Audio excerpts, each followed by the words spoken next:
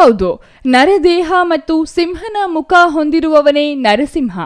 ಭಕ್ತ ಪ್ರಹ್ಲಾದನ ಕೋರಿಕೆಯ ಮೇರೆಗೆ ಜನ್ಮ ತಾಳಿ ಹಿರಣ್ಯಕಶ್ಯಪುವಿಗೆ ಮುಕ್ತಿ ದೊರಕಿಸಿಕೊಟ್ಟ ನರಸಿಂಹನ ಜಯಂತಿಯಿಂದ. ಹಾಗಾಗಿಯೇ ಚಿಕ್ಕಬಳ್ಳಾಪುರ ತಾಲೂಕಿನ ಆವಲಗುರ್ಕಿ ಗ್ರಾಮ ಪಂಚಾಯಿತಿ ವ್ಯಾಪ್ತಿಯ ಜಾಲಾರಿ ನರಸಿಂಹಸ್ವಾಮಿ ದೇವಾಲಯದಲ್ಲಿ ವಿಶೇಷ ಪೂಜೆಗಳನ್ನು ಹಮ್ಮಿಕೊಳ್ಳಲಾಗಿತ್ತು. ಬಾರ್ಲಹಳ್ಳಿಯ ಜಾಲಾರಿ ಬೆಟ್ಟದ ತಪ್ಪಲಿನಲ್ಲಿರುವ ಪುರಾತನ ದೇವಾಲಯದಲ್ಲಿ ಇಂದು ವಿಶೇಷ ಪೂಜೆಗಳನ್ನು ನೆರವೇರಿಸಲಾಗಿದ್ದು, ಸಹಸ್ರಾರು ಭಕ್ತರ ಸಮ್ಮುಖದಲ್ಲಿ ವಿಶೇಷ ಹೋಮ, ಹವನ ಸೇರಿದಂತೆ ಧಾರ್ಮಿಕ ಕೈಂಕರ್ಯಗಳು ನೆರವೇರಿದವು.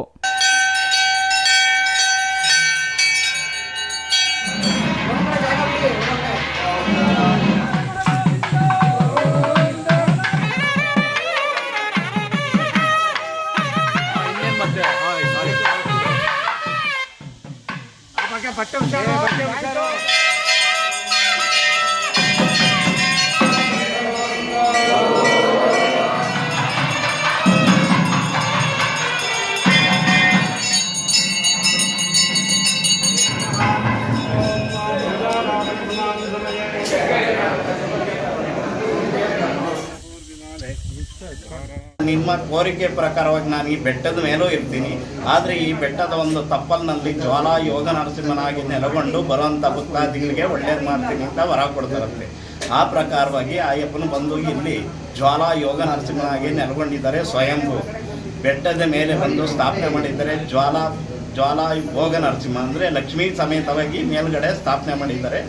ಆಮೇಲೆ ಚೋಳರ ಕಾಲ ವಿಜಯನಗರ ಸಾಮ್ರಾಜ್ಯ ಅವ್ರ ಕಾಲದಲ್ಲಿ ದೇವಸ್ಥಾನ ಕಟ್ಟಿದ್ದಾರೆ, ದೊಡ್ಡದಾಗಿದೆ ಮೇಲ್ಗಡೆ.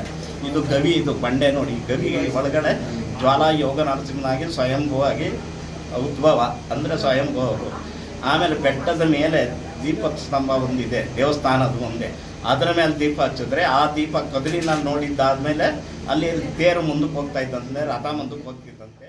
ಬ್ರಾಹ್ಮಿ ಮುಹೂರ್ತದಲ್ಲಿ ಸುಪ್ರಭಾತ ಸೇವೆ, ವೇದ ಪಾರಾಯಣ, ಬೆಳಿಗ್ಗೆ 6 ಗಂಟೆಗೆ ಆಚಾರ್ಯ ಋತ್ವಿಗಾವರಣ, ಭಗವತ್ ಪ್ರಾರ್ಥನೆ, ಸೇವಾರ್ತಿ ಸಹಿತ ಶ್ರೀ ವಿಷ್ಟಕ್ಷೇನ ಪೂಜಾ ಪೂರ್ವಕ ವಾಸುದೇವ ಪುಣ್ಯಾಹ, ರಕ್ಷಾಬಂಧನ, ಪ್ರಧಾನ ಕಲಶಾರಾಧನೆ, ಬೆಳಿಗ್ಗೆ 7 ಗಂಟೆಗೆ ಅಗ್ನಿ ಪ್ರತಿಷ್ಠೆ, ಪ್ರಧಾನ ದೇವತಾ ಹೋಮ, ಲೋಕ ಕಲ್ಯಾಣಾರ್ಥ ಶ್ರೀ ಮಹಾ ಸುದರ್ಶನ ಹೋಮ, ಶ್ರೀ ನರಸಿಂಹ ಗಾಯತ್ರಿ ಹೋಮ, ಸಂಪತಾಜ್ಯ ಪ್ರೋಕ್ಷಣೆ ಸೇರಿದಂತೆ ಇತರೆ ಧಾರ್ಮಿಕ ಕಾರ್ಯಕ್ರಮಗಳನ್ನು ನೆರವೇರಿಸಲಾಯಿತು. ಬೆಳಿಗ್ಗೆಯಿಂದಲೇ ಸಾವಿರಾರು ಭಕ್ತರು ದೇವಾಲಯಕ್ಕೆ ಆಗಮಿಸಿ ತಮ್ಮ ಇಷ್ಟಾರ್ಥಗಳನ್ನು ಈಡೇರಿಸುವಂತೆ ಕೋರಿ ಸ್ವಾಮಿಯ ದರ್ಶನ ಪಡೆದರು.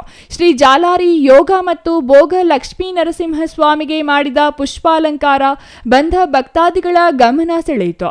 ಸ್ವಾಮಿಯ ದರ್ಶನಕ್ಕೆ ಬಂದ ಭಕ್ತಾದಿಗಳಿಗೆ ತೀರ್ಥ ಪ್ರಸಾದ ವಿನಿಯೋಗ ಮಾಡಲಾಯಿತು. ಶ್ರೀ ನರಸಿಂಹಸ್ವಾಮಿಯವರ ಜಯಂತಿಯ ಮಹೋತ್ಸವದ ಶುಭಾಶಯಗಳು. ಈ ದಿವಸ ವಿಶೇಷವಾಗಿ ಶ್ರೀ ಜಾಲಾರಿ ಯೋಗಭೋಗ ಲಕ್ಷ್ಮೀ ನರಸಿಂಹಸ್ವಾಮಿಯವರ ಸನ್ನಿಧಾನದಲ್ಲಿ ನರಸಿಂಹಸ್ವಾಮಿಯವರ ಜಯಂತ್ಯೋತ್ಸವದ ಅಂಗವಾಗಿ ಬೆಳಗ್ಗೆ 5 ಗಂಟೆಯಿಂದ ಕಾರ್ಯಕ್ರಮಗಳು ಪ್ರಾರಂಭವಾಗಿದೆ.